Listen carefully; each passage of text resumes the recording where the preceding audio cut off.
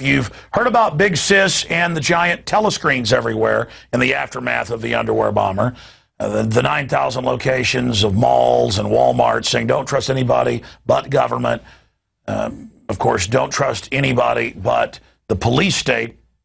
And now, of course, they've got TV ads on saying don't trust your neighbors, and Al-Qaeda is everywhere, and rebranding it over to the Tea Party and anybody who's a libertarian. Well, now they're going to pay coffee shops and transit facilities and others to put the little sleeve that goes on the coffee so you don't burn your hand, little cardboard hand holder, to have a classically Orwellian archetypal all-seeing eye staring at you saying, if you see something, say something. So the message is, you're being watched, you're a terrorist, and at the same time, don't trust anybody else, everybody is a terrorist. And of course, this is the exact message you would expect to get from the very people that are indeed the terrorists. You see, 10 years after 9/11, things are only going to get worse.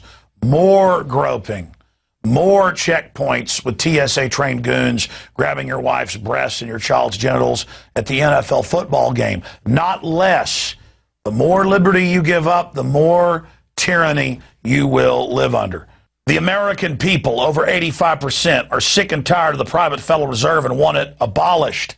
I've seen polls of close to 90% against Rick Perry's attempt to force Gardasil shots.